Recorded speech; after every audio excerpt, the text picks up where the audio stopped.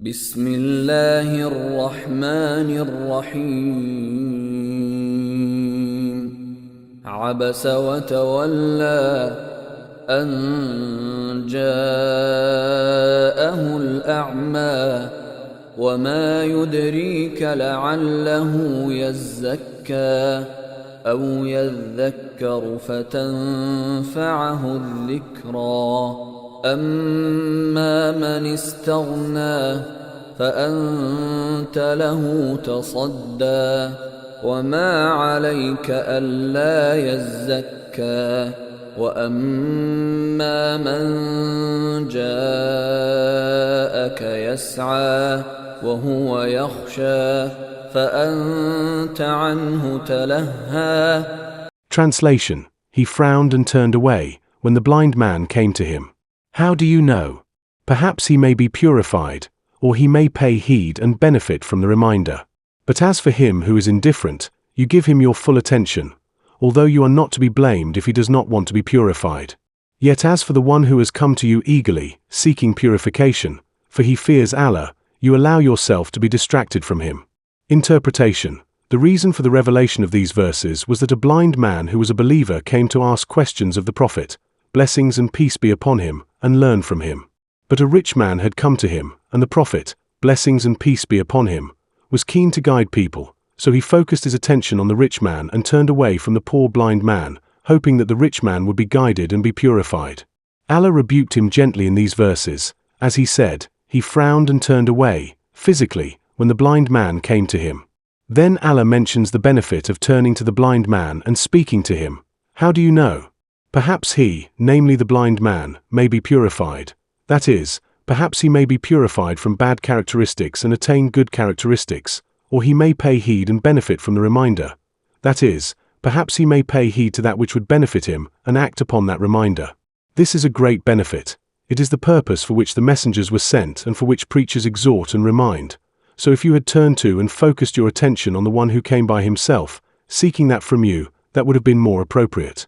As for your turning and focusing your attention on the rich man who does not care and does not want to ask or find out anything because of his lack of desire for good, and you're ignoring the one who is more important than him, that was not appropriate, because you are not to be blamed if he does not want to be purified, for you are not to be held accountable for what he does of evil.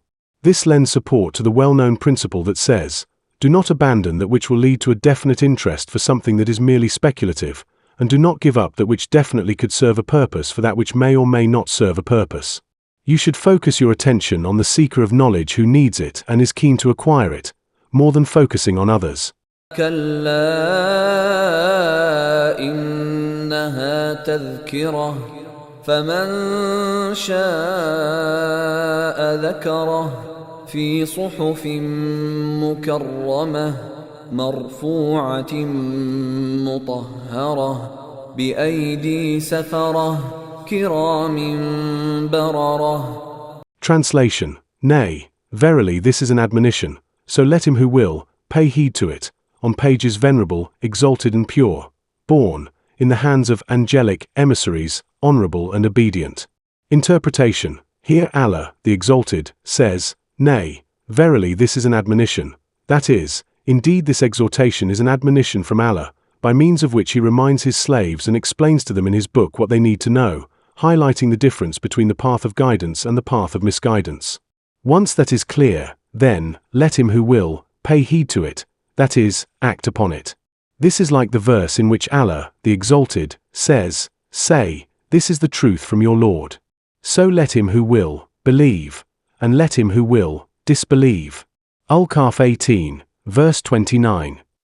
Then Allah mentions the location of this admonition, and its greatness and immense virtue, on pages venerable, exalted, in status, and pure, free of any defects and preserved so that the hands of the devils cannot reach it and they cannot eavesdrop on its contents.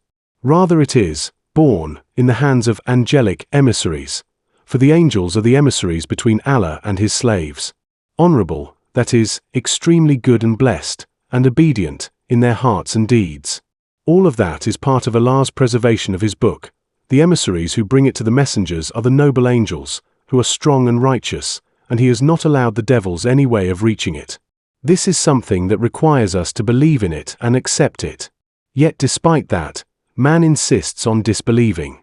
Hence Allah, the Exalted, says, قتل الإنسان ما أكفره من أي شيء خلقه من نطفة خلقه فقدره ثم السبيل يسره ثم أماته فأقبره ثم إذا شاء أنشره كلا لما يقض ما أمره. Translation: May man perish, how ungrateful he is. From what did Allah create him? From a drop of semen he has created him and then fashioned him in due proportion. Then he makes his path easy for him, then he causes him to die and be buried. Then, when he wills, he will resurrect him. Nay, he has not done what Allah commanded him. Interpretation: May man perish, how ungrateful he is, for the blessings of Allah, and how strong is his stubbornness towards the truth after it has become clear, when he is no more than he is. For he is one of the weakest of things. Allah created him from an insignificant fluid, then he fashioned him in due proportion, then he made him into a perfect human being, and gave him physical strength both apparent and hidden. Then he makes his path easy for him, that is, he guides him to what he needs of religious and worldly means, guides him to the right path, makes it clear for him, and tests him with commands and prohibitions. Then he causes him to die and be buried. He has honored man with burial and has not made him like all other animals, whose bodies are left on the face of the earth. Then, when he wills, he will resurrect him. That is, he will resurrect him after death, for the requital. Allah is the only one who controls man and manages his affairs. No one has any share in that. Yet despite that man does not do what Allah enjoins upon him, and he does not fulfill what Allah has made obligatory upon him, rather he continually falls short of what is required of him. Then Allah, the Exalted, commands man to look at his food and reflect upon it and how it reaches him after many stages, for he has made it available for him. فلينظر الإنسان إلى طعامه أنا صببنا الماء صبا ثم شققنا الأرض شقا فأنبتنا فيها حبا وعنبا وقضبا وزيتونا ونخلا وحدائق غلبا وفاكهة وأبا متاعا لكم ولأنعامكم. Translation: Let man consider the food he eats. We send down rain in abundance, and cause the soil to break open, as seeds sprout and plants begin to grow, and cause grains to grow therein, and grapevines, and fresh fodder, and olive trees and date palms, and gardens dense with lofty trees, and fruits and grass, as provision for you and your livestock. Interpretation: Let man consider the food he eats. We send down rain in abundance, that is, we send down rain upon the earth in copious amounts, and cause the soil to break open, as seeds sprout and plants begin to grow, and cause grains to grow therein. This includes all types of grains, and grapevines, and fresh fodder, which is food for livestock, and olive trees and date palms. These four things are singled out for mention because of their many benefits. And gardens dense with lofty trees, that is, gardens in which the branches of the trees are intertwined, and fruits and grass. The word translated here as fruits refers to that in which people delight, such as dates, grapes, plums, pomegranates, and so on. The word translated here as grass refers to that which is eaten by animals and livestock. Hence Allah says, as provision for you and your livestock, which Allah has created and put at your service. So whoever looks at these blessings must give thanks to his Lord and strive hard to turn to him, obey him and believe in what he tells him. فإذا جاءت الصاخة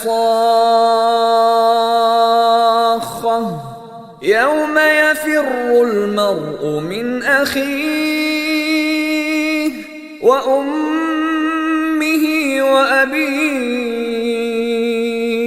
وصاحبته وبنيه لكل امرئ منهم يومئذ شأن يغنيه وجوه يومئذ مسفرة ضاحكة مستبشرة ووجوه يومئذ عليها غبرة ترهقها قترة أولئك هم الكفرة الفجرة. Translation. So when the deafening blast, on the trumpet, comes, on that day a man will flee from his own brother, and from his mother and his father, and from his wife and his children.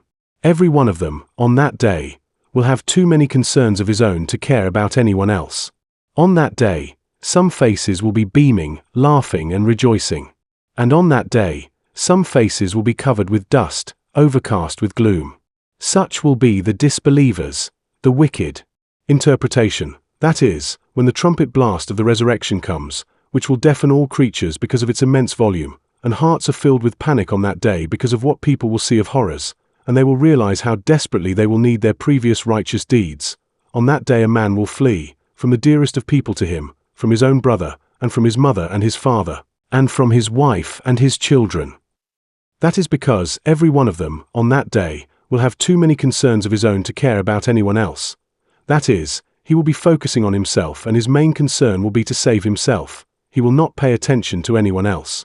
At that point, humankind will be divided into two categories, the blessed and the doomed. As for the blessed, on that day their faces will be beaming. That is, happiness and joy will be apparent on their faces, because they will know that they are saved and have attained bliss, so they will be laughing and rejoicing. And the faces of the doomed will be covered with dust, overcast with gloom, which is like a shadow of intense darkness. They will have despaired of all good and will know that they are lost and doomed. Such, namely those who meet this description, will be the disbelievers, the wicked, that is, those who were ungrateful for the blessings of Allah, disbelieved in His signs, and transgressed His limits. We ask Allah to keep us safe and sound, for He is most generous, most kind. This is the end of the commentary on Surah Abasa. All praise and thanks are for Allah. And may the blessings and peace of Allah be upon Prophet Muhammad, his family, and his companions abundantly until the Day of Judgment.